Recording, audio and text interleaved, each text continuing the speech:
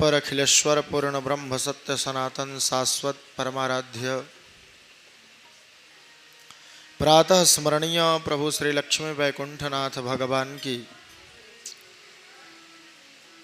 महनीय अनुकंपा एवं परम पूज्य गुरुदेव सरकार श्री जीयर स्वामी जी महाराज के अनंत करुणा कृपा के फलस्वरूप हमारे और आप सबके जीवन में संप्राप्त यह अलभ्य लाभ वृषभानुनंदनी किशोरी राधा रानी जी सरकार के परम प्रियतम परमानंद चिन्मूर्ति मधुराति मधुर मुरली मनोहर भगवान मनमोहन की वांगमयी प्रतिमूर्ति सनातन सदधर्म का सर्वोच्च सदग्रंथ श्रीमद् भागवत महापुराण जी की रसमयी ज्ञानमयी भक्तिमयी इस सप्ताह ज्ञान चर्चा में समुपस्थित समस्त विद्वत वरेण्य संगीतज्ञ बंधु कथा रस रसिक संत वैष्णव समाज श्रद्धामती माताएं, आइए भाव से आज के इस सप्ताह ज्ञान यज्ञ के छठे सत्र में प्रवेश से पूर्व पूज्य गुरुदेव भगवान के श्री चरणों में साष्टांग मानसिक प्रणति निवेदन करने के साथ मन सहित एकादश इंद्रियों को भगवान से संबंधित करने हेतु समाहित चित्त एकाग्रचित होने हेतु बस कुछ देर भगवान से यह विनती करे, प्रभु आपने हम सबको मानव तन देकर के बहुत बड़ा उपकार किया है। अब जैसे सबको आप उद्धार कर देते हैं, इस अधम का भी उद्धार कर देना। हम अधम होने के बाद अपनी अधमाई नहीं छोड़ सकते प्रभु, तो आप करुणाशील होने के बाद आप अपनी करुणाई मत छोड़िएगा, बस बेड़ा पार हो जाएगा। भक्त का प्यारा भाव है, तारा है सारा जमाना श्याम हमको भी तारो, हमको भी तारो श्याम पार उतारो, हमको भी तारो श्याम पार उतारो।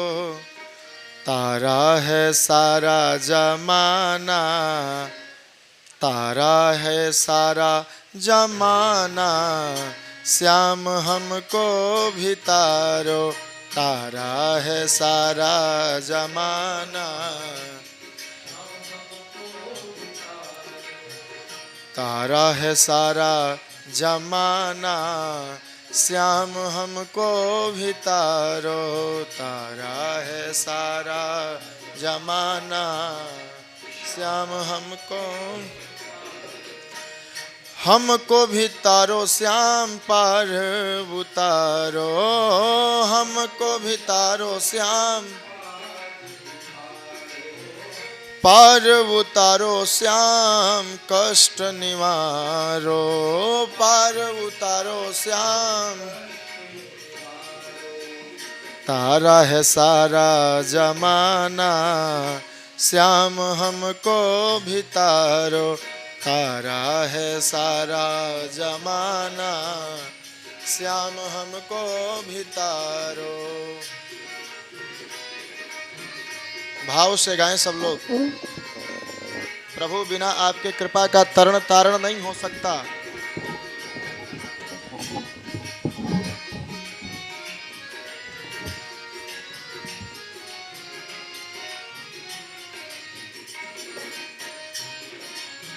जय हो।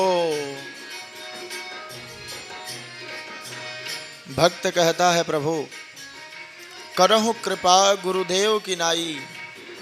जैसे पूज्य गुरुदेव भगवान कृपा करके हम सब दासों का उपकार करते हैं, वैसे ही आप भी गुरु बन करके कृपा करें, गुरु के जैसी कृपा करें।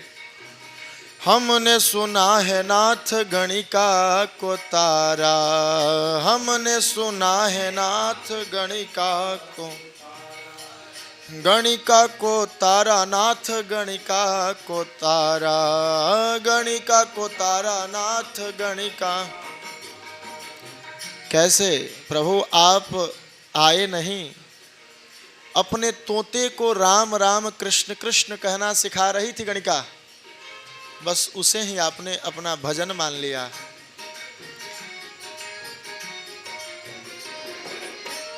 हमने सुना है नाथ गणिका को तारा, हमने सुना है नाथ गणिका को तारा, तोते का करके बहाना,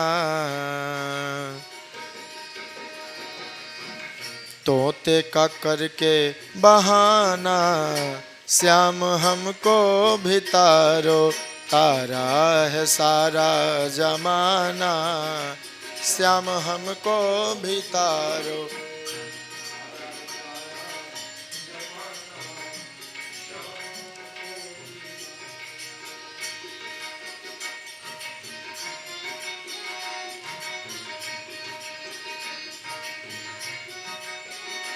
जय हो।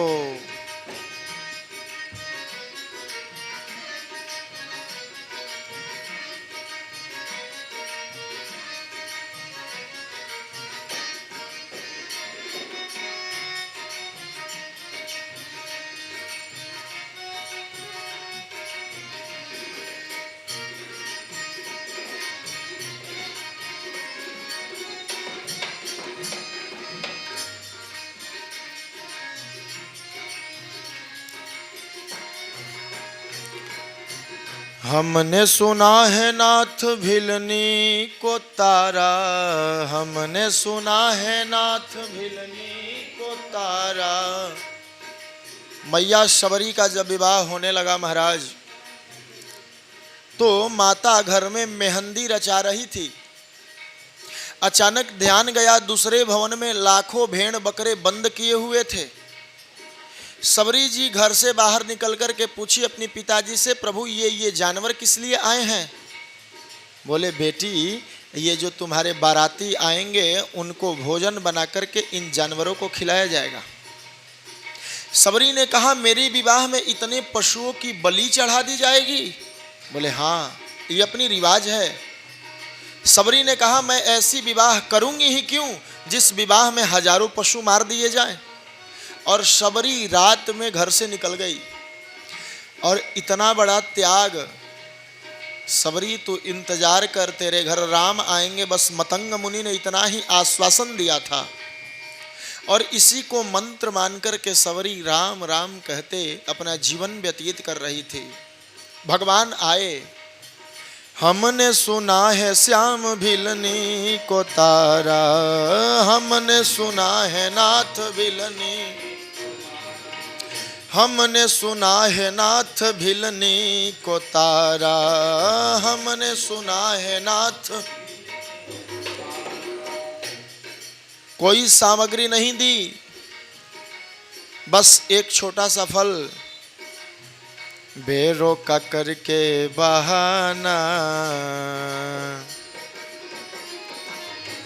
बेरोका करके बहाना, श्याम हमको भी तारो, तारा है सारा जमाना, श्याम हमको भी तारो, हमको भी तारो नाथ कष्ट निवारो, हमको भी तारो नाथ कष्ट निवारो, कष्ट निवारो प्रभु जी पार उतारो, कष्ट निवारो प्रभु जी पार उतारो, तारा है सारा जमाना, श्याम हमको भी तारो, तारा है सारा जमाना।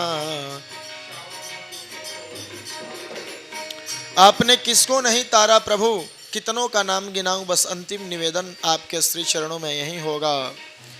नैया हमारी प्रभु बीच भंवर में, नैया हमारी प्रभु बीच, बीच भंवर में नाथ, बीच भंवर में, बीच भंवर में नाथ, बीच बन के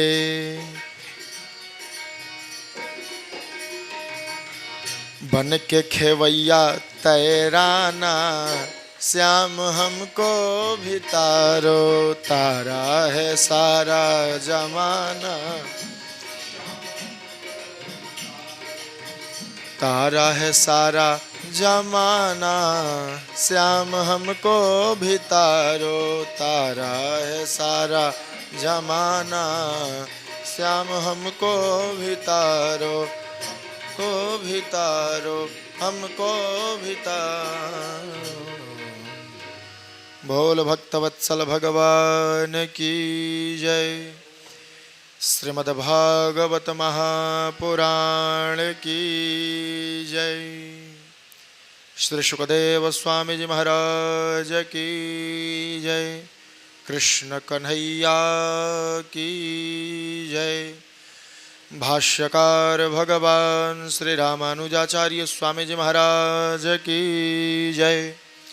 विश्ववंद्य जगदाचार्य श्री त्रिदंडी स्वामी जी महाराज की जय। पूज्य गुरुदेव भगवान श्री जीयर स्वामी जी महाराज की जय। जय जय श्री राधे श्याम। परम मंगलमय इस कथा सत्र के दौरान हम कथा सुनते आ रहे हैं। मन में एक प्रश्न होता होगा, हम कथा बार बार क्यों सुने? बार बार कथा सुनने से क्या लाभ है? हम एक बार ही सुन लें फिर हमारा कल्याण हो जाता है, फिर बार बार सुनने की आवश्यकता क्या है? कहने का अर्थ यह है बंधुओं, विद्यार्थी पूरे 365 दिन पढ़ाई करता है महाराज जी, और वो 365 दिन की पढ़ाई का पैमाना मापने के लिए 3 घंटे की परीक्षा पर्याप्त होती है। आपने 365 दिन में क्या पढ़ा, इसका मापन केवल 3 घंटे की परीक्षा से हो जाती है। उसी प्रकार अगर हम 365 दिन मन लगाकर न पढ़ें तो 3 घंटा हमारे लिए भारी हो जाएगा। उसी प्रकार जब हम कथा हमेशा न सुने तो हमारे लिए 1 घंटा भी कथा में बैठना मुश्किल हो जाएगा। हम कथा इसलिए बार बार सुने कि हमें कथा सुनने आ जाए। कथा सुना कैसे जाता है? हम 365 दिन मेहनत करके इसलिए पढ़ें कि परीक्षा का 3 घंटा खुशी खुशी निकल जाए। बस हम कथा भी इसीलिए बार बार सुने, जितनी बार मौका मिले उतनी बार सुने, ताकि कथा सुनने आ जाए। और कथा सुनने का सही अर्थ क्या है? जैसे परीक्षार्थी के पास प्रश्न पत्र मिलते ही उसके दिमाग में उत्तर चलने लगता है पढ़ने वाले विद्यार्थी को, उसी प्रकार कथा हमेशा सुनने वाले व्यक्तियों को, श्रद्धालुओं को, भक्तों को कथा का शीर्षक या भूमिका जैसे ही स्थापित की जाती है, कथा का चित्रण आंखों के सामने जब होने लगे तो समझिए आप कथा सुनना सीख गए। बस इसीलिए बार बार कथा सुननी है। मुहुरहो रसिका भुवि भावुकाः।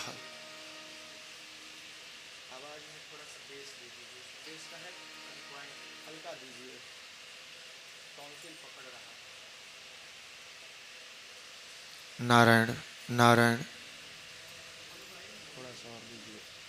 नारायण नारायण।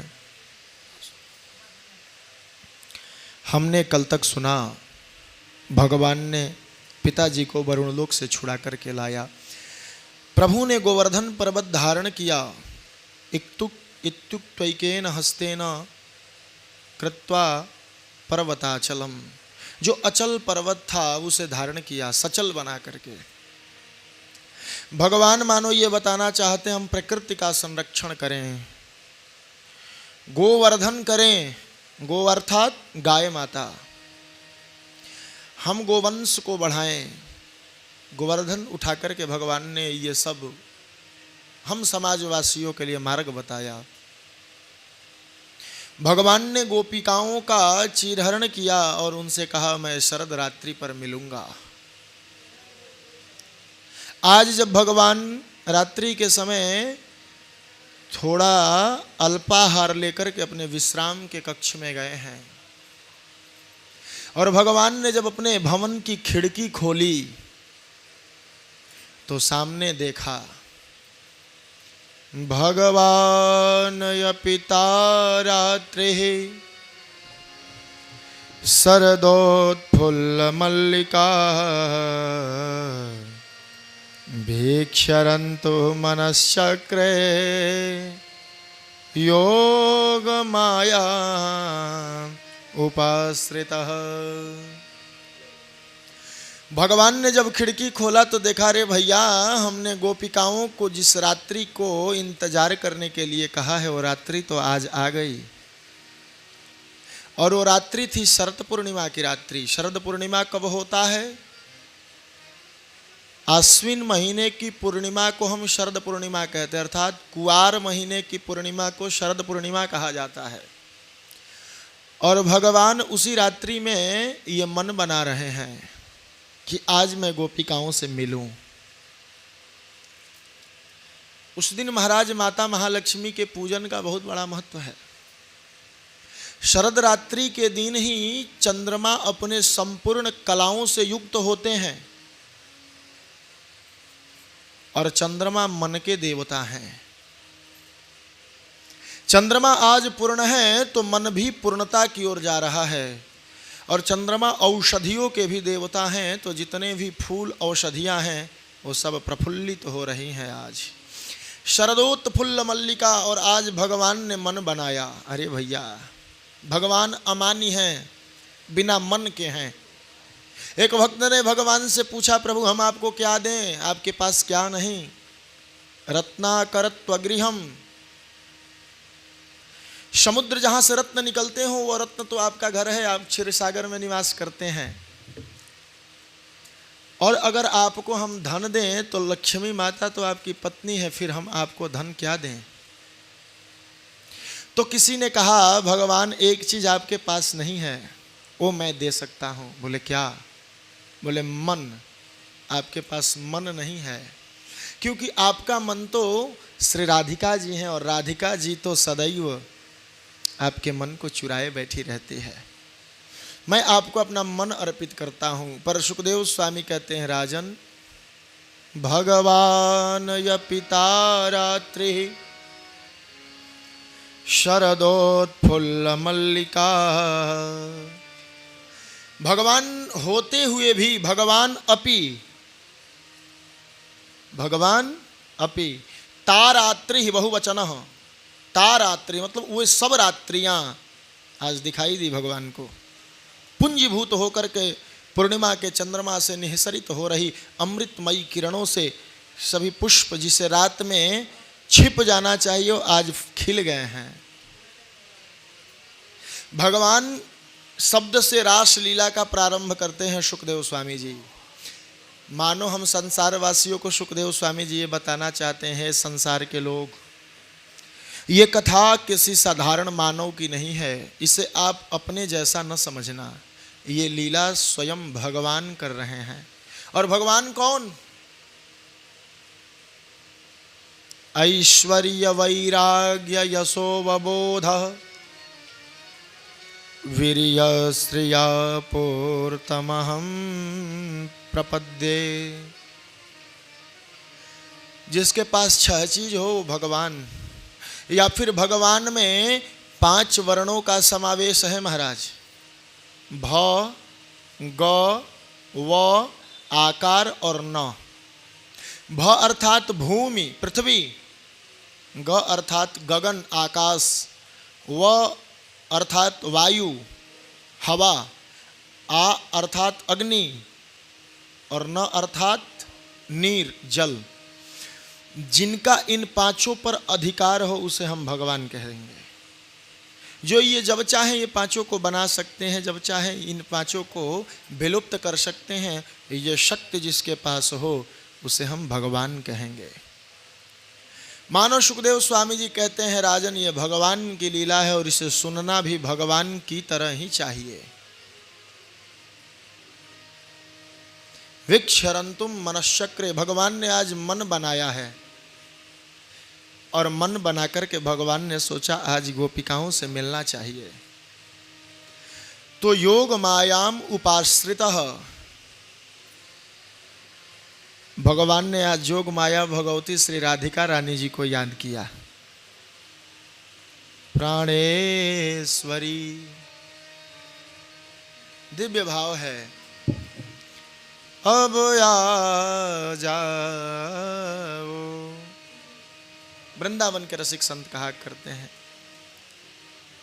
भगवान आज अपने भवन से निकले हैं, सब लोग सोया है।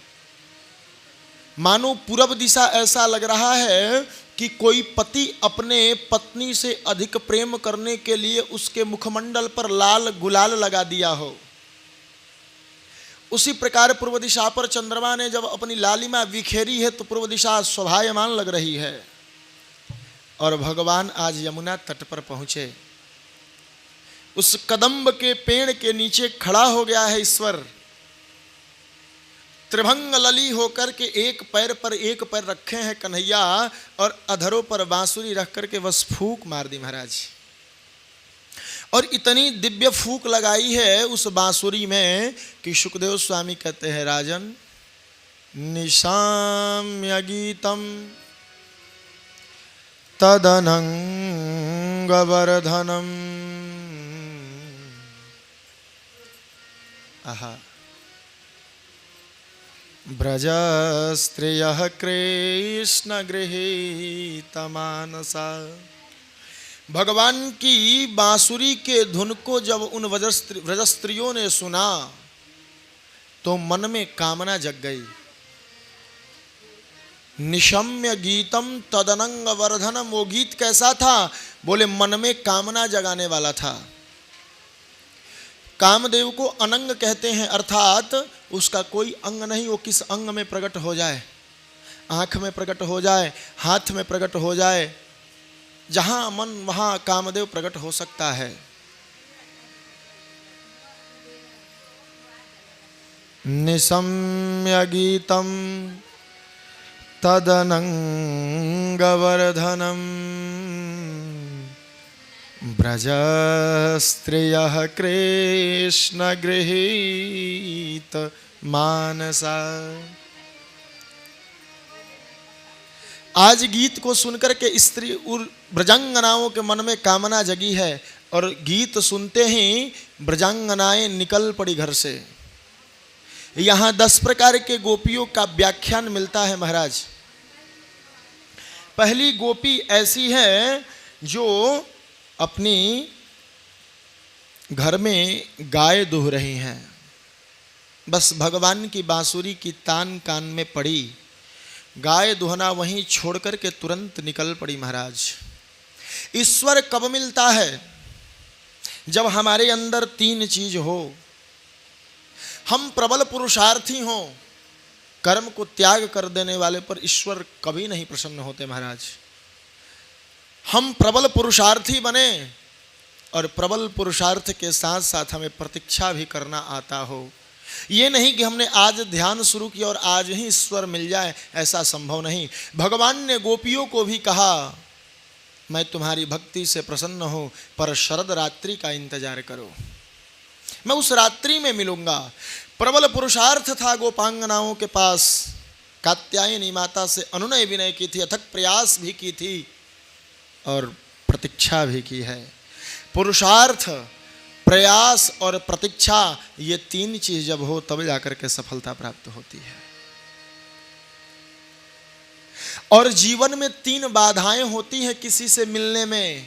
पहला चीज संकोच, दूसरा भय, और तीसरा धैर्यता का अभाव। और ये तीनों गोपांगनाओं के पास नहीं है। जैसे ही मन में कामना जगी कृष्ण की बंसी तान सुन करके, गोपांगनाएं ये तीनों चीज छोड़ दी, संकोच छोड़ दी, कोई क्या कहेगा, निकल पड़ी घर से भगवान से मिलने के लिए। भय छोड़ दिया, मेरे घर के लोग क्या कहेंगे, और धैर्यता छूट गई। लोगों ने ये नहीं सोचा भगवान तो कल भी मिल जाएंगे, सबने यही सोचा हम भगवान से आज मिलें। और इस बांसुरी की विशेषता यह है महाराज जी कि यह बांसुरी उन्हीं गोपांगनाओं को सुनाई पड़ी है जिन लोगों ने कात्यायनी माता से कहा है कि नंद गोप सुतम देवी पति में कुरुते नमः। 10 प्रकार की गोपियां है, कोई गाय दूह रही है तो दूध दूहना छोड़ करके निकल पड़ी, कोई बच्चे को दूध पिला रही है तो वो दूध पिलाते पिलाते बालक को पटक करके चली गई। कथा से यह स्पष्ट होता है कि इसमें बहुत कम गोपियां हैं जो कुमारी हैं, सब विवाहिता हैं। कोई अपने पति की चरण सेवा कर रही थी, एक पैर में तेल मालिश कर दी है और दूसरा में तेल मालिश करना था, छोड़ करके निकल पड़ी भगवान से मिलने के लिए। कोई स्त्री ऐसी है जो श्रृंगार कर रही थी पर भगवान की बांसुरी सुनाई पड़ते ही नाक में का आभूषण कान में और कान में का आभूषण नाक में पहन करके निकल पड़ी। कोई एक आंख में काजल लगाई है और दूसरे में लगाना भूल गई महाराज और निकल पड़ी। बस बांसुरी सुनाई पड़ी है, अब तो बंसी बजाने वाले से मिलना है, बस यही भावना मन में है। मानो सुखदेव स्वामी ये कहना चाहते हैं संसार वासियों, ये लीला काम प्रधान नहीं है, ये लीला तो अध्यात्म प्रधान है। क्योंकि किसी परपुरुष के पास अगर रात्रि में कोई स्त्री मिलने जाएगी तो संपूर्ण प्रसाधन श्रृंगार को अपने शरीर में सजा करके जाएगी, श्रृंगार अधूरा करके नहीं जाएगी। पर आज भगवान की बंसी तान सुन करके सब निकल पड़ी है। कुछ के पतियों ने रोका, कहाँ जा रही हो, बस इतना सुनना था कि वहीं से ध्यान लगा लिया, शरीर वहीं रह गया और मन निकल करके गोविंद के पास पहुंच गया महाराज। भगवान आंख बंद करके बंसी बजा रहे हैं, मोर मुकुट लहरा रहा है, मंद मंद हवाएं चल रही है, पीतांबर पीछे की ओर जा रहा है। जिस एड़ी पर भगवान टिके हुए हैं और जिस एड़ी को टेढ़ा किए हुए हैं, दोनों एड़ियों पर धूल जब ब्रज के कण पड़ रहे हैं तो जो श्यामल रंग का चरण है वो धूल धूसरित होकर के भूरे रंग का दिखाई दे रहा है। भगवान पलक नहीं खोल रहे, बस आंख बंद करके मधुर मधुर राग रागिनियों को उस बांसुरी में प्रविष्ट करके ब्रजांगनाओं के कान तक पहुंचा रहे हैं। भगवान मधुर तान छेड़े हैं। आज गोपांगनाएं पहुंची हैं और हाथ जोड़कर के बस कृष्ण का दर्शन पा रही हैं। भगवान जब कुछ देर तक बंसी बजाते रहे, अचानक भगवान ने बंसी बंद कर दिया। सुखदेव स्वामी कहते हैं, राजन जब बंसी बंद किया तो गोपांगनाओं ने अपना आंख खोला, सामने भगवान देखे, अरे हजारों गोपियां खड़ी हैं। तो भगवान ने कहा, स्वागतम वो महाभागाः प्रियम किम करवाणि वह ब्रजस्या नामयम कच्चे ब्रुतागमन कारणम। ये मजाक है महाराज। भगवान ने कहा, हे स्त्रियों आपका स्वागत है, स्वागतम वो महाभागाः। पर ये बताओ तुम आई किस लिए हो? भगवान ने बंसी की तान छेड़ी, गोपियां सुनी, भागी भागी आई और आने के बाद भगवान ये पूछ रहे हैं, गोपियों आई किस लिए हो? रजन्येषा घोर रूपा घोर सत्व निषेविता प्रतियाद ब्रजम नेह स्थेयम स्त्रिभिः सुमध्यमाः। ये अंधेरी रात है और रात्रि के समय किसी को घर से स्त्रियों को नहीं निकलना चाहिए। रजन्येषा घोर रूपा घोर सत्व निषेविता, और स्त्रियों को तो घर से रात्रि में नहीं निकलना चाहिए। आप किस लिए आई हो? ओहो, चांदनी रात चमक रही है तो आप यमुना तट पर घूमने के लिए आई हो, बहुत अच्छी बात। अब तो आप घूम ली, अब आप अपने अपने घर चली जाओ। गोपियाँ सोच रही है, भैया बंसी की तान बजा कर के बुलाए और आने के बाद कह रहे किस लिए आई हो। ये विपरीत स्थिति है महाराज। तब तक से भगवान ने कह दिया, अच्छा मैं मुझसे मिलने आई हो, ये भी गलत किया तूने। क्योंकि भरतो हो शुश्रूषणाम स्त्रीणाम परो धर्मो ह्यमायया तदबन्धूनां च कल्याणः प्रजानां चानुपोषणम्।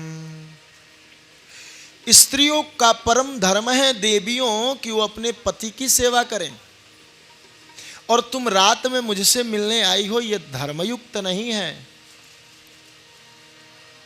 भगवान के बातों को जब गोपांगनाओं ने सुना तो गोपियां एकटक भगवान को निहारने लगी महाराज, और गोपियों का हृदय अंदर से व्याकुल होने लगा। तब तक से भगवान ने कह दिया, देवी एक बात बताऊं, अगर तुम्हें मुझसे अथक प्रेम है तो मैं तुमसे एक बात कह देता हूं कि श्रवणा दर्शना ध्यानान मयि भावो नुकीर्तना न तथा सन्निकर्षेण प्रतियात ततो गृहान। देवियों तुम पति की सेवा करो जाकर के, अपने अपने घर में आनंद देता हूँ, कीर्तन में आनंद देता हूँ, वैसा आनंद सामने आकर के मिलने में नहीं देता। सुखदेव स्वामी कह रहे हैं, राजन इस प्रकार से उल्टे बात बोल रहे हैं भगवान, मानो भगवान गोपांगनाओं की परीक्षा ले रहे हैं। ये भागी भागी तो आ गई हैं, पर क्या इनके मन में मेरे प्रति भाव कितना है। और दूसरी बात यह है कि मानो भगवान गोपांगनाओं से ये कहना चाहते हैं कि विषम परिस्थिति में इनका भाव भंग तो नहीं हो रहा, कहीं हम इनके विपरीत बात करें और इनकी अश्रद्धा तो नहीं हो रही है हम में। ये दोनों बात का परीक्षा कर रहे हैं भगवान। पर गोपियां तो गोपियां थी महाराज, कई वर्षों का तपस्या आज मूर्त रूप लेकर के भगवान बांके बिहारी की तरह प्रकट हुआ है, और उसे पाने के बाद भी हम वापस घर कैसे जाएंगी। गोपियों ने कहा, कन्हैया तेरी सब बात ठीक है, स्त्रियों को पति सेवा ही करनी चाहिए, पर इस मामले में भी हम ठीक हैं। बोले कैसे? बोले हमने तो अपना सर्वस्व आपको मान लिया है, और आप कह रहे हो कि रात में नहीं घूमना चाहिए। कन्हैया जहाँ तेरी छटा की प्रकाश है वहाँ रात्रि तो कम मालूम पड़ती है, तेरी प्रकाश तो दिन के उजाले से भी अधिक है। पर एक बात बोलूं भगवान? बोले हाँ बोलो। मैवं विभुर्हति भवान गदितुं दृशंसा संत्यज्य सर्व विषयांस्तव पादमूलम् भक्ता भजस्व दुरवग्रहमात्यजास्मान् देवो यथादिपुरुषो भजते मुमुक्षु। प्रभु मन से आपको चाहा है मैंने, हम सबने, अगर आपकी इच्छा न हो हमसे मिलने का तो मत मिलिए। पर एक बात हमने सुना है, आप दयालु हैं, हमने सुना है आप दयालु हैं, जो आपके शरण आ जाता है उसे आप अपना लेते हैं। बस उसी प्रकार शरणागत जानकर के ही अपना लीजिए आप हमें। बस हम अब आ गई हैं तो लौट करके नहीं जाएंगी, क्योंकि जाऊं कहाँ तजी चरण तिहारे, जाऊं कहाँ तजी चरण तिहारे, चरण तिहारे नाथ चरण तिहारे, चरण तिहारे नाथ चरण, चरण तिहारे नाथ चरण तिहारे, चरण तिहारे नाथ, जाऊं कहाँ तजी चरण तिहारे, जाऊं कहाँ तजी चरण तिहारे। हम नहीं जाएंगे आपको छोड़ करके। और एक बात बोले कन्हैया, ये तो मैंने आपके सामने अपना भाव रख दिया, पर एक बात मैं कहना चाहती हूं आपसे प्रभु कि ये जो आग हृदय में उठी है ना प्रेम की, ये आप ही ने जगाया है। और पिछले जब कात्यायनी पूजा के समय आपने हमारा चीरहरण किया था और उस समय ये कह दिया था कि तुम लोग जाओ, इंतजार करो, मैं शरद पूर्णिमा पर मिलूंगा, तब से मैं या हम लोग अपने इस हृदय रूपी बोरसी में प्रेम रूपी अग्नि को दबा दिया था। पर जिस प्रकार दबी हुई अग्नि में फूंक मार देने पर वो अग्नि पुनः नया रूप ले लेती है भगवान, उसी प्रकार आपने बंसी रूपी फूकनी से उस अग्नि में फूंक मार करके उस प्रेमाग्नि को पुनः प्रज्वलित कर दिया है। अब अधर अमृत का पान करा कर कहीं उस अग्नि को शांत किया जा सकता है। ईश्वर, इस अग्नि को शांत करने का दूसरा कोई उपाय नहीं। अतः आपसे निवेदन है कि सिंचांगनस्त्वदधरामृतपूरकेण हासावलोककलगीतजहृक्षयाग्ने नो चेद्वयं विरहजाग्नुपयुक्तदेहा ध्यानेन याम पदवयोः पदवीं सखेते। बस आप अपने अधरामृत से सिंचन करके इस अग्नि को ठंडा कर दीजिए भगवान, बस यही विनती है। भगवान देखे गोपियां परीक्षा में पास हो गई तो गोपियों को देख करके भगवान हंस पड़े। तो जब भगवान हंसे तो गोपियां भी हंसी। अब महाराज जी, जितनी गोपियां उतने भगवान, और सबके साथ भगवान नाच रहे हैं। सब लोगों ने नाचना प्रारंभ किया, पर उसी बीच में कामदेव आ गया। महाराज कामदेव आया, भगवान से बोला, क्यों कन्हैया जी, हमसे बाजी जीतोगे या हारोगे? बोले कैसी बाजी महाराज? बोले मेरा नाम काम है। बोले मैं तो तुम्हें 3 जन्मों से मारते आ रहा हूं, अब बोलो क्या करना है? बोले करना यही है प्रभु, हम अपने बाण का अनुसंधान आप पर करेंगे, क्योंकि आज पूर्णिमा है और आप स्त्रियों के साथ हैं। भगवान बोले अगर मैं जीत गया तो? बोले जो जीत जाएगा, जो हारेगा वो बेटा बनेगा जीतने वाले का। भगवान ने कहा ठीक है, और आज गोपांगनाओं के साथ भगवान रास शुरू कर रहे हैं। भगवान ने नाचना प्रारंभ किया, गोपियां भी नाचना प्रारंभ की, पर गोपियों के मन में एक कमी आ गई। आत्मानं मे निरस्त्रीणां मानिन्योऽभ्यधिकं भुवि। गोपियों को लगा कि पृथ्वी लोक पर अब हमसे सुंदरी कोई नहीं, तभी तो कन्हैया हमारे इशारे पर नाच रहे हैं। सुखदेव स्वामी कहते हैं, राजन तासां ततसौभगमदं वीक्ष्यमानं च केशवः प्रशमाय प्रसादाय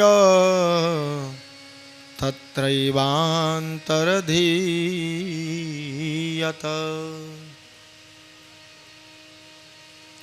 मन में जब भगवान ने देखा कि गोपियों के मन में तो कामना जग गई, महाराज ये तो सोच रही हैं कि हम सबसे सुंदरी हैं, तभी तो भगवान हमारे साथ नाच रहे हैं। तो भगवान वहां से श्री राधिका रानी जी को लेकर के अदृश्य हो गए, वहां से निकल पड़े भगवान। अब सब गोपियां नाचते नाचते अचानक रुक गई, अरे कन्हैया कहाँ गए? तब गोपियों ने देखा कि कन्हैया तो है नहीं, तो गोपियां ढूंढना शुरू की। महाराज जाकर के वन में जंगल में सब वृक्षों से पूछती, क्या आपने मेरे श्याम सलोने को देखा है? तुलसी के वृक्ष से कहती, क्यों रे तुलसी, तू तो भी कन्हैया को बहुत मानती है, इस तरफ से कन्हैया गए हैं क्या? चंद्रमा से पूछती, पृथ्वी से पूछती, सबसे पूछ रही है कन्हैया का पता बता दो हमें, कन्हैया कैसे हैं? गोपियां कहती हैं, मेरा गोपाल गिरधारी जमाने से निराला है मेरा गोपाल गिरधारी।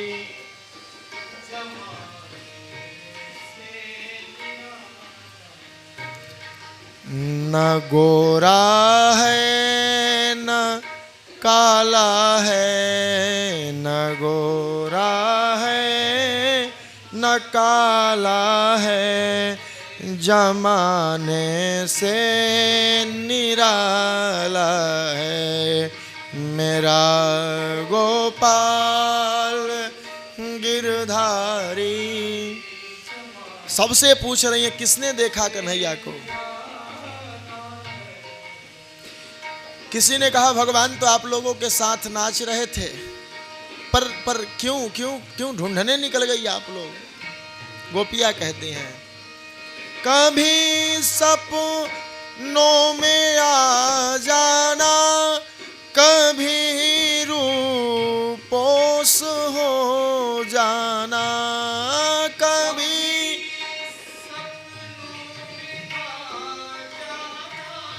जय हो। आज भी कन्हैया हमारा ही है, पर नाटक कर रहा है हम लोगों के साथ। ये तरसाने का मोहन ने, ये तरसाने का मोहन ने निराला ढंग निकाला है मेरा गोपाल गिरधारी, जमाने से निराला है।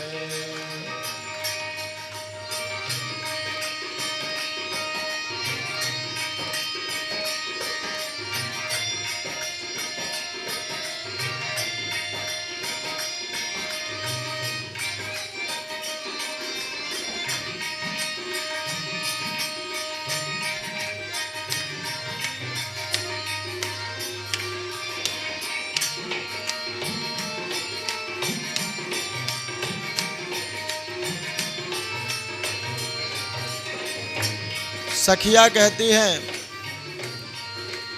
कि हम उसे भूल तो जाते, पर भूले कैसे?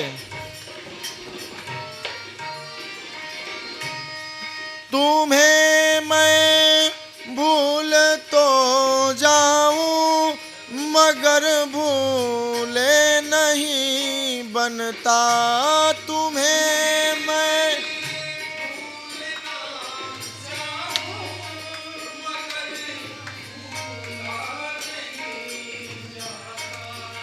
तुम्हें मैं भूल तो जाऊं, मगर भूले नहीं बनता। तुम्हें मैं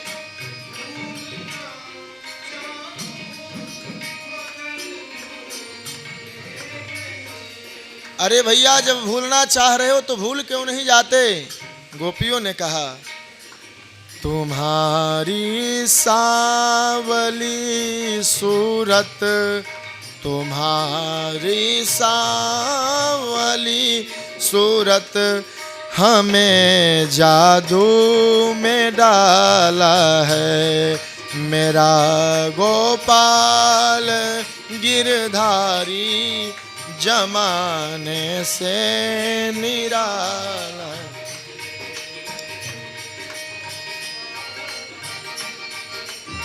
वाह जय हो। एक सखी कहती है मैं कृष्ण हूं, और भगवान के समस्त लीलाओं का नाटक करना प्रारंभ करती है गोपी। एक पगड़ी बांध लेती है, बोली मैं कृष्ण हूं, आओ मुझसे रास करो। और समस्त भगवान ने जितनी लीलाएं की है, एक गोपी कहती है मैं पूतना हूं, मुझे मार दो कन्हैया। एक कहती है मैं तृणावर्त हूं, मुझे टांग करके फेंक दो। एक कहती है मैं गोवर्धन हूं, मुझे उठा लो कन्हैया। समस्त लीलाओं का मंचन कर रही है रास्ते में, और कन्हैया को ढूंढ रही है।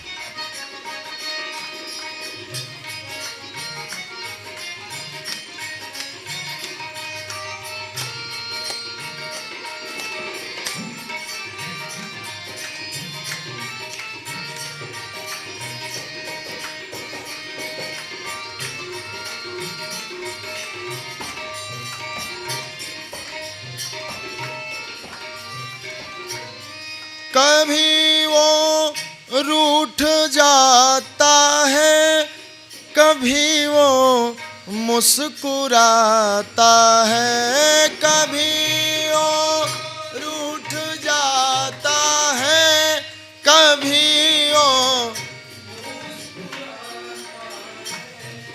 कभी वो मुस्कुराता है।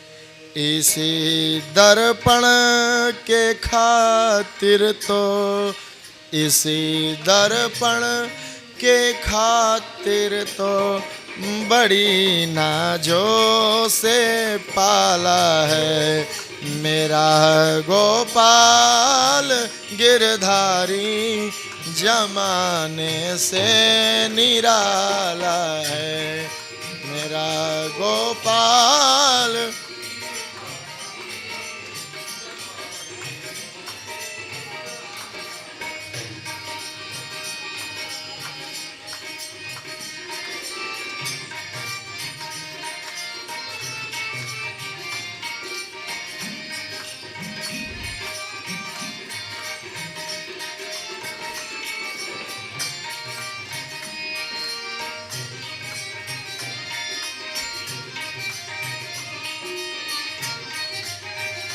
किसी ने पूछा कन्हैया से चाहती क्या हो? गोपियों ने कहा बस एक ही आरजू है उससे।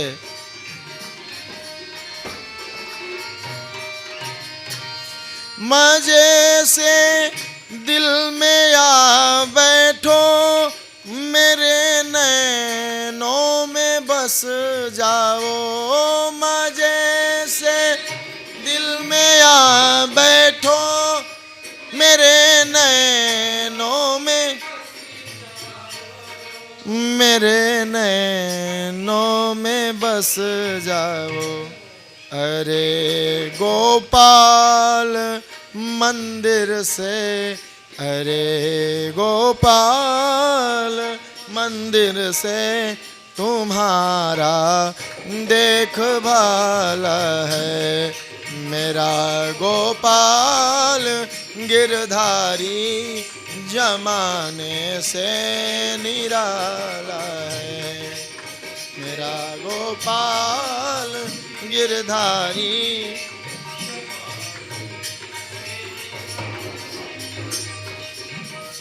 गोपिया कहती है एक यशोदा हूं मैं, तो एक कहती है मैं कृष्ण हूं, मुझे उखल से बांध दो। और भगवान के छोटे छोटे सभी लीलाओं का मंचन किया गोपियों ने, मानो भूलना चाह रही है कि एक पल भी ये न समझ पाए कि हम कृष्ण से अलग हैं। हम अगर ढूंढ भी रही हैं तो हम कृष्ण में कृष्ण को ढूंढें या अपने में कृष्ण को ढूंढें। जय हो।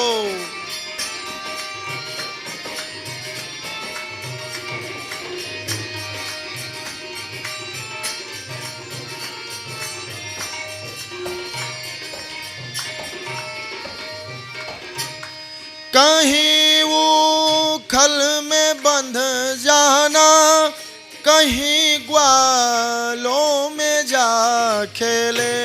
कहीं उखल में बंध जाना, कहीं ग्वालों में, कहीं ग्वालों में जा खेले। तुम्हारी बाल लीला ने, तुम्हारी बाल लीला ने अजब धोखे में डाला है मेरा गोपाल गिरधारी, जमाने से निराला है मेरा गोपाल गिरधारी।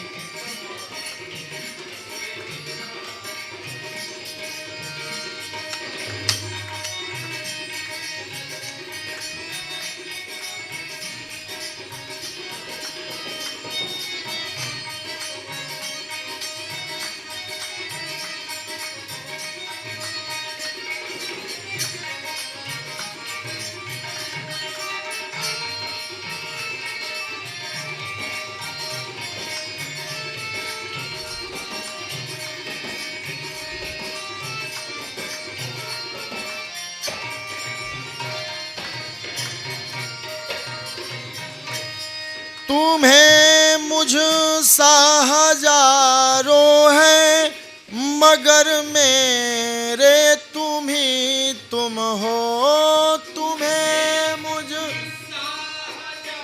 प्रभु, तुम्हारे तो हजारों भगत होंगे, पर मेरे लिए तो तुम एक भगवान हो। आपके यहाँ भक्तों की कमी नहीं सरकार, आपके प्रेमी प्रेमिकाओं की कमी नहीं, पर मेरे लिए तो बस प्रियतम आप एक हो। तुम्हें मुझ सा हजारों है, मुझे मेरे तुम ही तुम हो। तुम्हें जय हो रे, तुम ही तुम हो, मगर मेरे तुम ही तुम हो। तुम ही सोरी और तुम ही सोचो हमारी, और कौन सुनने वाला है। मेरा गोपाल गिरधारी जमाने से निराला है। मेरा है न गोरा है न काला।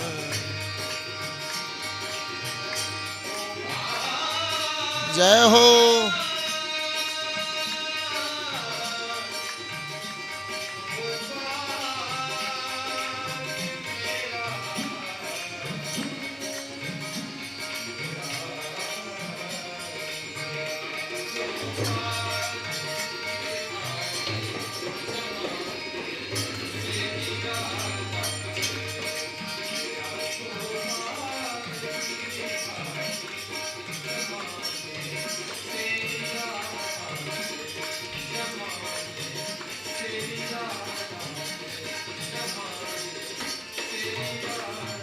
बोल भक्त वत्सल भगवान की जय। बाल लीलाओं का मंचन करते रास्ते में ढूंढते जा रही है। एक जगह गोपियों के प्रियतम भगवान श्री कृष्ण के चरण चिन्ह दिखाई पड़े। गोपियों ने देखा बालू पर भगवान के चरण दिख रहे हैं, पर बगल में एक और स्त्री का भी चरण चिन्ह है। गोपियां समझ गई, यो हो, हम सबको छोड़कर हमसे अधिक प्रेम किसी स्त्री से तो जरूर करता है, उसे लेकर के वो गया है। सुखदेव स्वामी जी माता राधा रानी को अपना गुरु मानते हैं, इसलिए भागवत में कहीं राधा शब्द नहीं बोले हैं सुखदेव स्वामी जी, पर भाव से वो बात कह रहे हैं। परीक्षित, अनया राधितो नूनम भगवान हरिरीश्वरः, यन्नो विहाय गोविंद प्रीतो यामनयद्रः।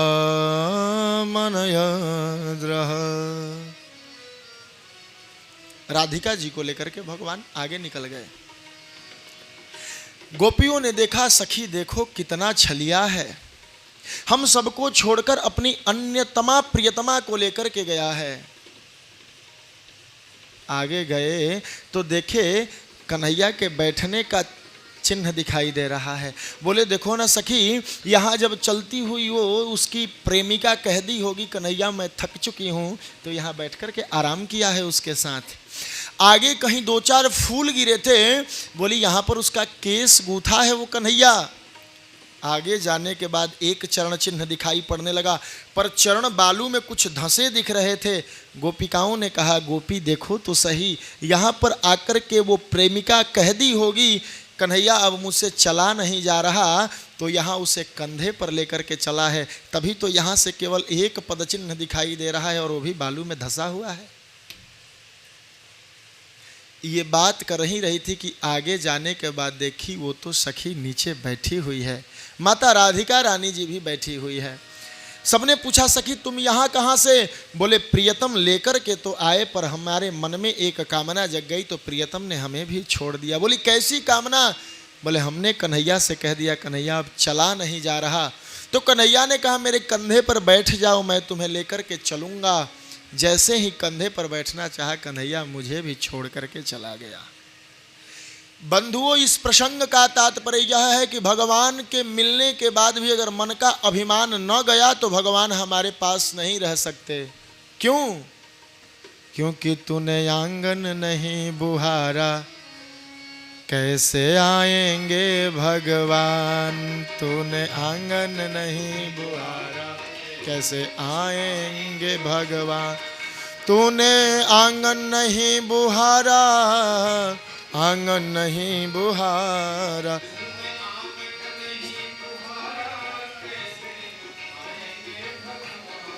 तूने आंगन नहीं बुहारा, कैसे आएंगे भगवान। तूने आंगन नहीं बुहारा। बहुत ही प्यारा पद है। मन को निर्मल हम बनाएंगे तो भगवान इसमें टिकेंगे। सब सखियां एक जगह हो गई, बोले सखी यहीं से अब हम उसे पुकार करें तो वो आएगा। तो जो राधा रानी थी उन्होंने हाथ अपने छाती पर रखकर और जोर जोर से चिल्ला करके कहा कि हा नाथ रमण पृष्ठ क्वासी क्वासी महाभुज दास्यास्ते कृपणाया में सखे दर्शय सन्निधि। हे नाथ, हे रमण, कहाँ हो, कहाँ हो। हे प्रभु, हम आपकी दासी हैं, आप हमें दर्शन दो। और सब गोपियां मिलकर के गोपी गीत गाती हैं, विरह में गीत गा रही है। और इस गीत का इतना भाव है महाराज, इस गीत को अगर हम सायंकालीन सत्र में गाएं, शाम के समय में गाएं तो भगवान अवश्य दर्शन देने आते हैं। इस गोपी गीत का इतना चमत्कार है। और भगवान की ऐसी माया है कि आज हम लोगों की कथा शाम में ही भगवान ने रख दिया है। तो आइए भाव से दो चार श्लोक गाएं हम इस गोपी गीत के। जयति तेधिकं जन्मना ब्रज श्रयत इंदिरा शश्वदत्रहे दयित दृश्यता दीक्षुतावका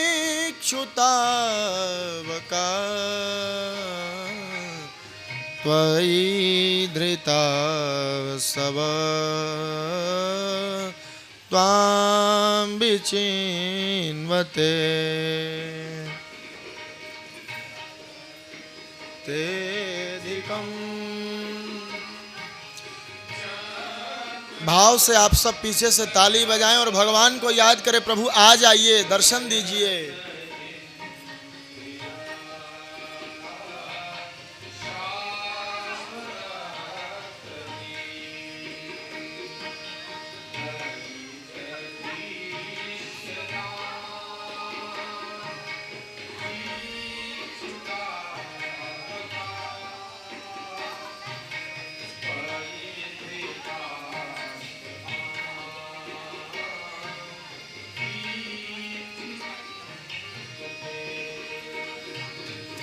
शरदुदाशये साधुजात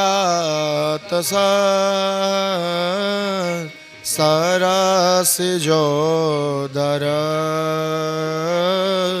श्रीमुषादृशा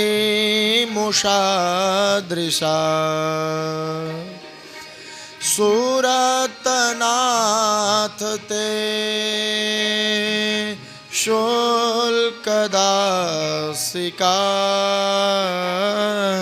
वरदनेग्नतो नेह किं बध विषजलाप्ययात् व्यालराक्षसा वर्षमारुता वैदुत्यानला वृषमयात्मजा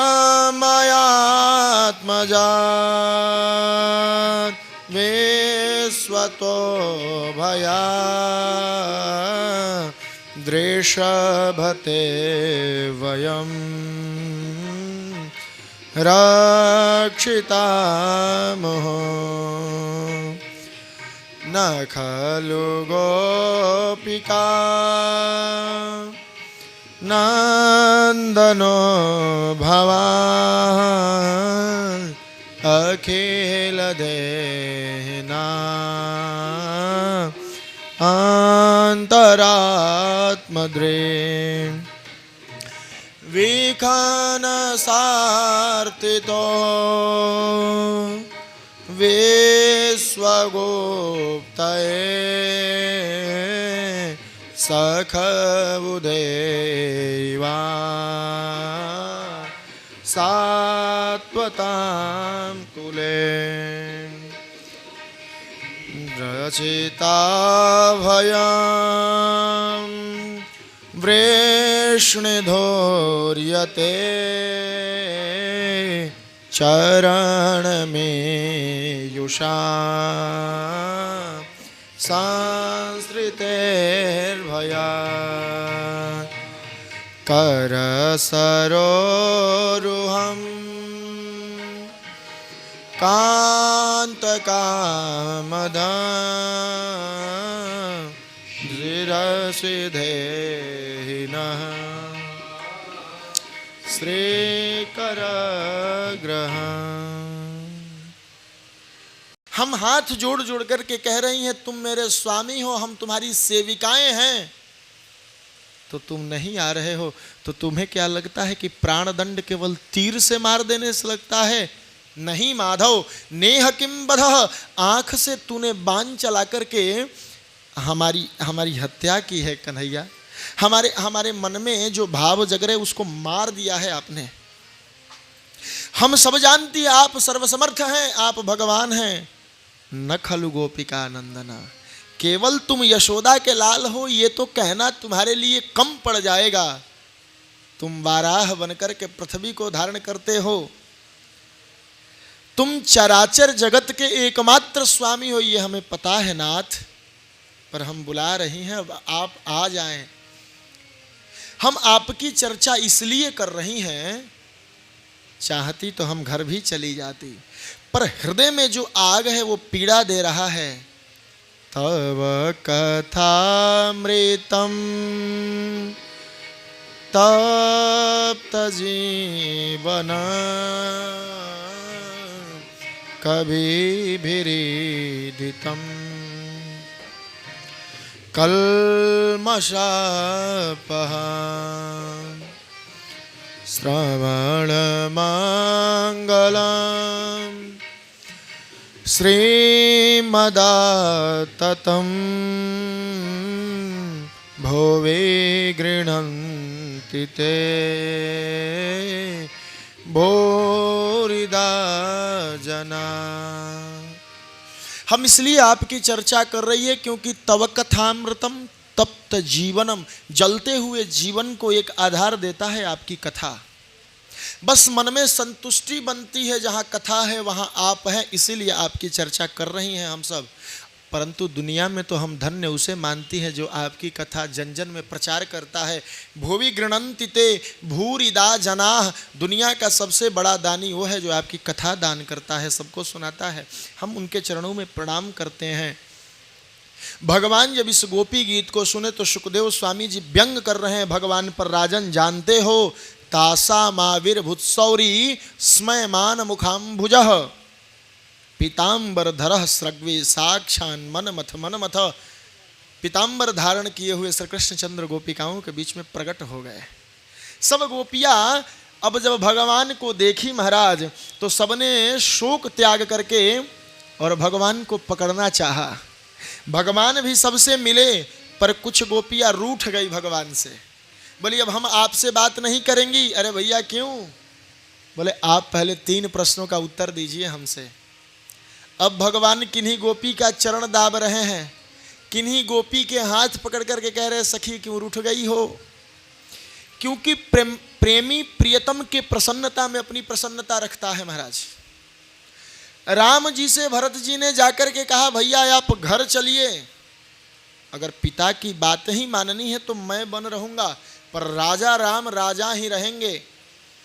भरत जी से राम जी ने कह दिया भरत अब की बार विचार करके कह दो कि भैया घर चलिए तो मैं चलूंगा। पर भरत जी ने कहा नहीं, अगर घर जाकर के भी भैया दुखी रहते हैं तो फिर ये मेरी खुशी नहीं हो सकती। हम हरम के पुजारी हरम चाहते हैं, करम के पुजारी करम चाहते हैं, न खुशी चाहते हैं न गम चाहते हैं, जो तुम चाहते हो हम चाहते हैं, इसी का नाम प्रेम है।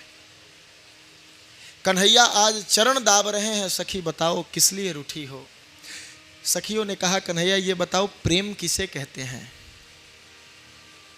अब तो कन्हैया की बोलती बंद हो गई, महाराज ये कैसा प्रश्न, प्रेम किसे कहते हैं।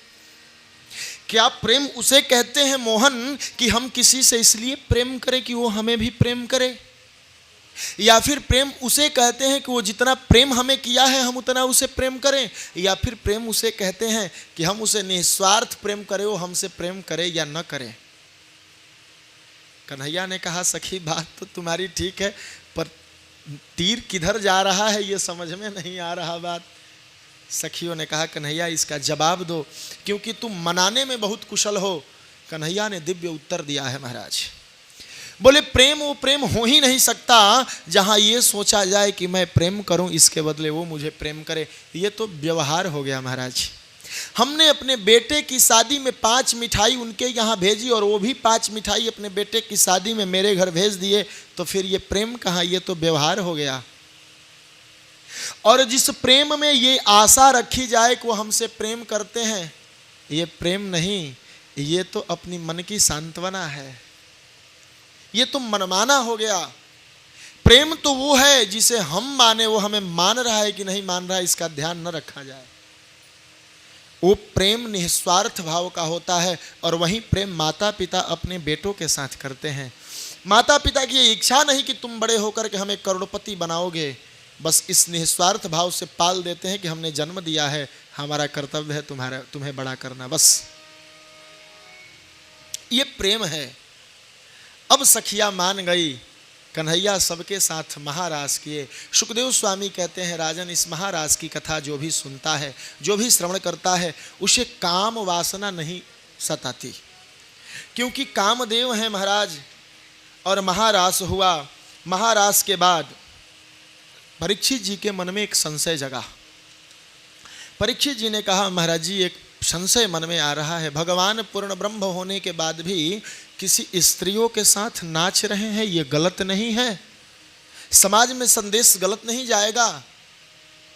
सुखदेव स्वामी ने कहा राजन देश काल पात्र के हिसाब से जो काम हो जाता है वो काम हमेशा लागू नहीं होगा।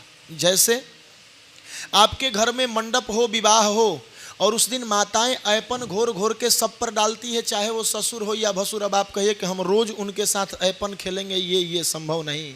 ये बस उस देश काल पात्र के लिए लागू था। उस दिन न ससुर भसुर का ज्ञान होता है, न देवर भाभी का ज्ञान होता है, सब पर डालती है। इसका अर्थ ये नहीं कि रोज ये काम होगा। ये देश काल पात्र के हिसाब से उस विशेष परिस्थिति के लिए है, उस विशेष व्यक्ति के साथ है, सबके साथ वो घटना नहीं हो सकता। ये महाराज की विविधता है। भगवान ने रास रचाई, और रास रचाने के बाद भगवान सभी गोपियों को सांत्वना दे करके वो रात्रि 6 महीने के रात्रि के समान प्रतीत हुई। सब लोग यही कामना कर रही हैं ये रात्रि आज समाप्त न हो। भगवान ऊपर नाचे, गोपियों ने कहा। अब यहाँ एक आचार्यों का सुंदर भाव है महाराज। आचार्य महोदय कहा करते हैं अगर ये लीला काम प्रधान लीला होती तो काम प्रधान लीला स्त्री के साथ पुरुष एकांतिक स्थिति में होता है, पर यहाँ तो सामाजिक स्थिति है नाचने की।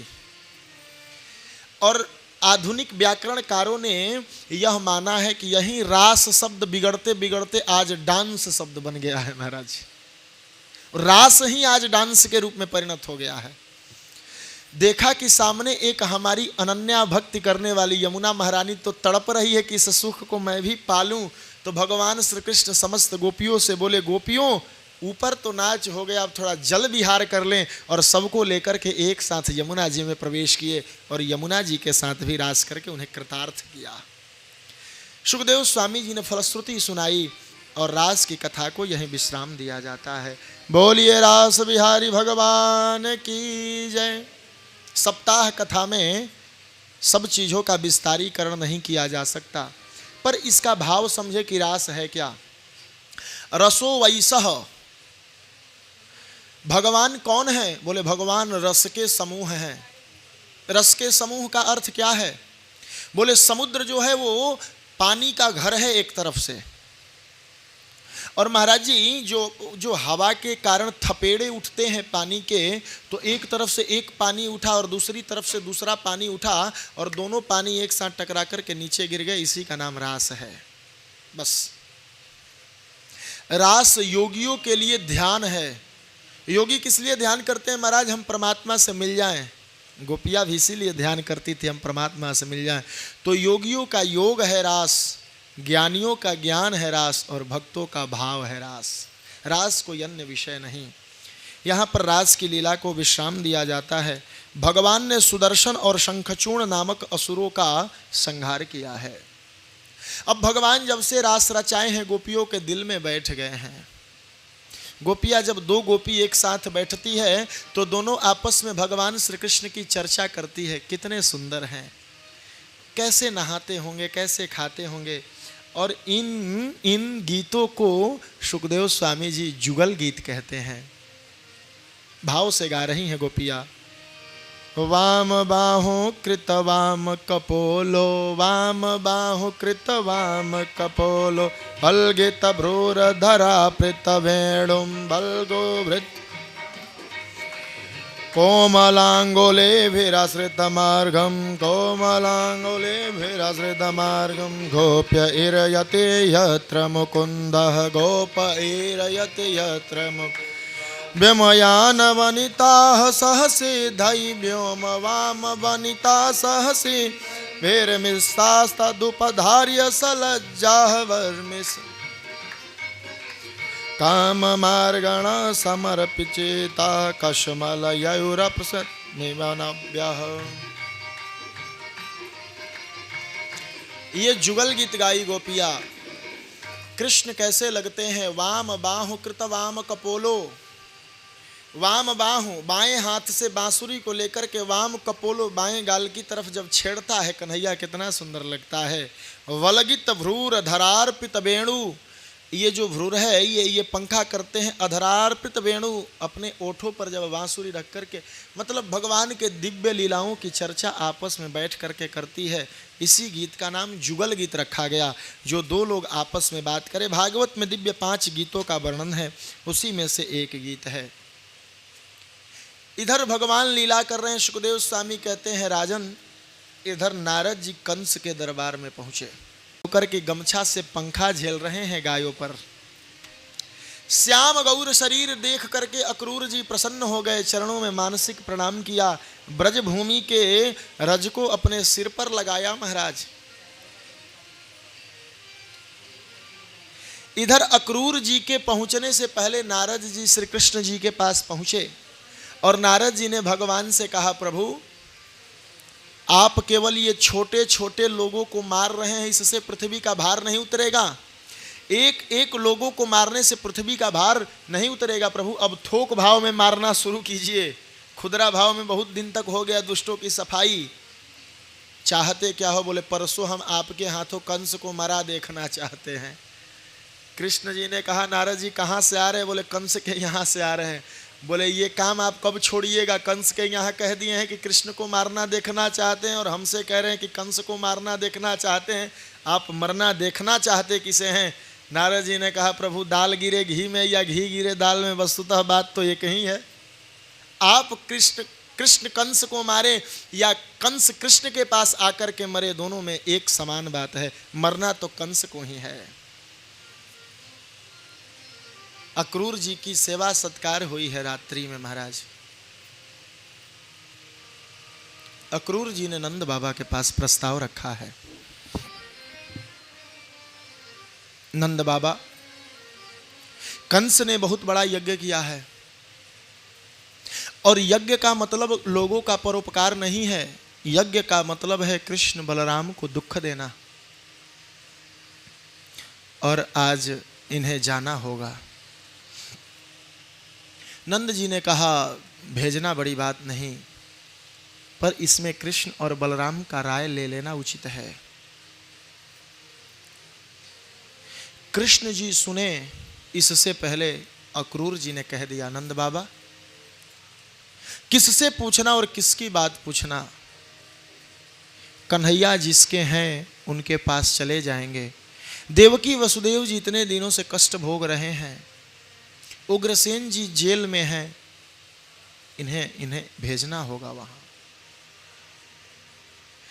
यशोदा मैया ने आज सुना है कल कन्हैया चले जाएंगे। मैया का तो मानो पैरों तले जमीन खिसक गई महाराज। और मैया आकर के अक्रूर जी से कहने लगी, अक्रूर जी आपने निर्णय कैसे ले लिया कि कन्हैया कल जाएंगे? अक्रूर जी ने कहा यशोदा जाना ही होगा। यशोदा ने कहा प्राणों से बढ़कर के पाला है मैंने इसे, प्राण निकल जाएंगे अगर कृष्ण इस दरवाजे से बाहर इसलिए गया कि वो लौट करके नहीं आएगा, ये ठीक नहीं। अक्रूर जी पुराणांतर में कथा आती है कि उन्होंने कह दिया यशोदा कृष्ण आपका बेटा नहीं है। यशोदा ने हृदय पर हाथ रख लिया और सामने जो स्तंभ टिके थे महाराज आंगन के, उस स्तंभ का सहारा लेकर के नीचे बैठ गई यशोदा। मुख से वाणी नहीं निकल रही, बस आंखों से आंसू निकल रही है। सिर्फ एक बात कि कृष्ण मेरा बेटा नहीं है, ये कैसे हो सकता है? जिन्हें मैंने अपने पुत्र की तरह पाला है, एकाएक उसके विषय में हम ये सुने ये हमारा लाल नहीं, और किसी तीसरे व्यक्ति के मुख से। अक्रूर जी से पूछा गया, अक्रूर जी इसका प्रमाण है आपके पास? अक्रूर जी ने कहा हां, आप बताइए कि किसने कृष्ण को जन्म लेते देखा है? बोले सुनंदा देखी थी। सुनंदा को बुलाया गया। सुनंदा ने कहा हमने कृष्ण को जन्म लेते नहीं देखा, हमने देखा कि एक बालक यशोदा के बगल में सोया हुआ है बस, और भाभी सोई हुई है। अक्रूर जी ने कहा यही बात है। जब किसी गर्भवती स्त्री प्रसूति कक्ष में होकर प्रसव करती है तो उसे प्रसव से इतनी पीड़ा होती है कि वो सो नहीं सकती। बालक का जन्म होते किसी ने नहीं देखा। वसुदेव जी ने इसे पहुंचा करके और जो जोग माया को ले गए थे, वो जोग माया यशोदा की पुत्री थी। यशोदा जी ने हाथ जोड़ करके कहा अक्रूर आप अपनी बातें बंद कीजिए, अब मैं नहीं सुन सकती। मेरे कान बहरे क्यों नहीं हो गए इन बातों को सुनने से पूर्व कि कृष्ण मेरा बेटा नहीं है। कृष्ण और बलराम दोनों लोग तैयार हुए हैं महाराज मथुरा जाने के लिए। भाव, आप इस चरित्र को भाव में लाकर के सुने। सुखदेव स्वामी राजा परीक्षित से कहते हैं राजन, यशोदा रात भर सोई नहीं, बस एक ही बात सोचते रही, भगवान कितना निष्ठुर है। मन में एक खुशियां थी, बुढ़ापे में लाल दिया है, पर वो भी छीन लिया। नंद बाबा पलंग पर बैठे हैं, मैया यशोदा नीचे रो रही है, बगल के भवन में कृष्ण है। कृष्ण ने सुना कल मेरे जानने के कारण मेरी माँ दुखी है, तो आज आकर के माँ के बगल में बैठे हैं।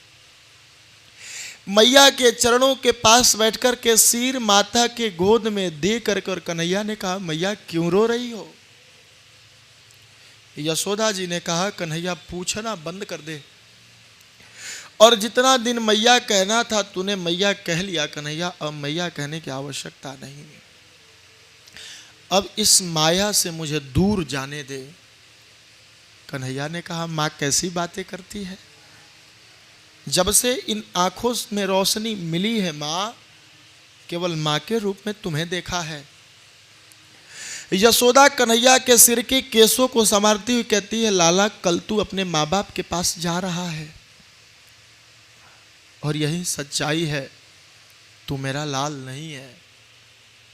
कृष्ण दोनों बाहों से पकड़ लेते हैं यशोदा को और कहते हैं मैया मैं तेरा लाल न हूं ये तू मत मान, पर मैं तो तुझे अपना मां मानता हूं और मानूंगा।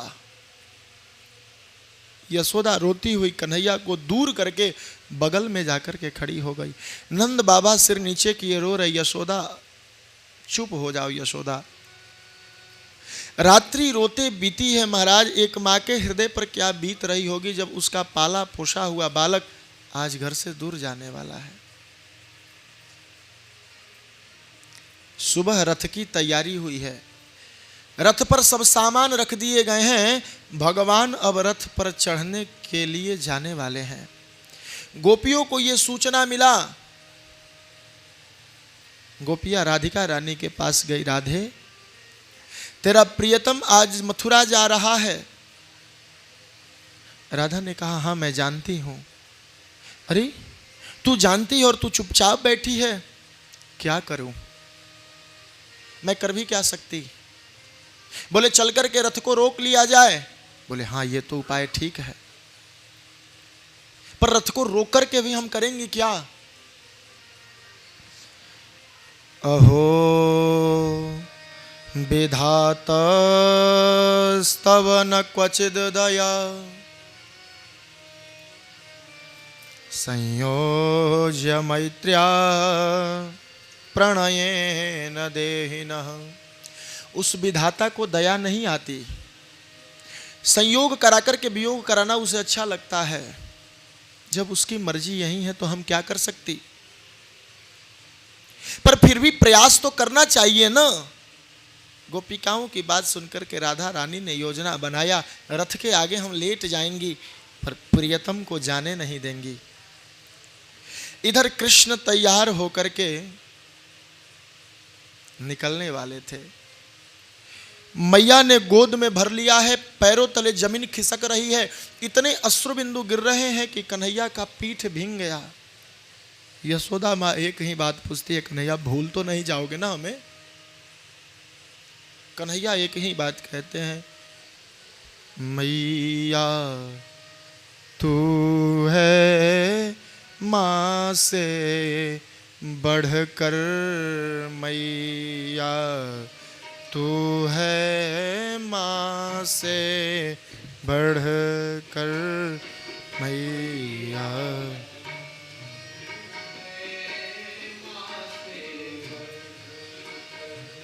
मैया तू है माँ से बढ़कर, मैया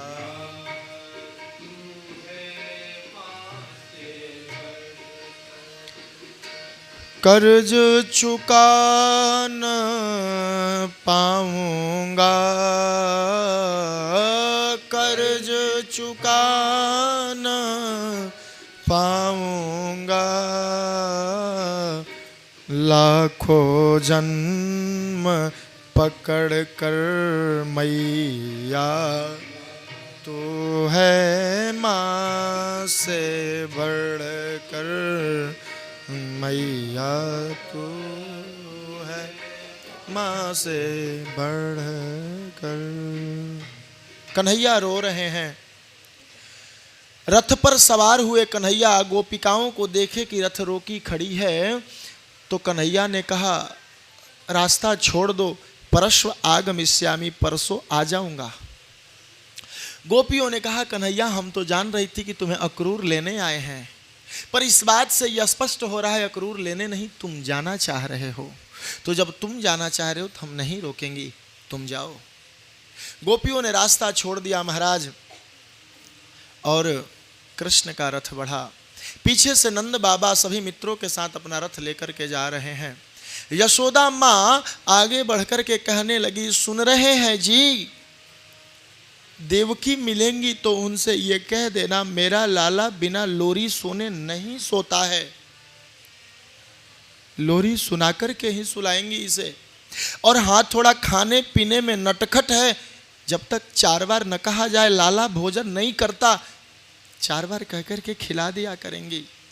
और जोर से आवाज लगाई, सुन रहे हैं जी, बिना जगाए जगता भी नहीं है, कह दीजिएगा देवकी से जब तक नहीं जाएंगी वो नहीं जगेगा, समय से जगा दिया करेंगी। और ये कहते कहते यशोदा माँ बेहोश हो जाती हैं।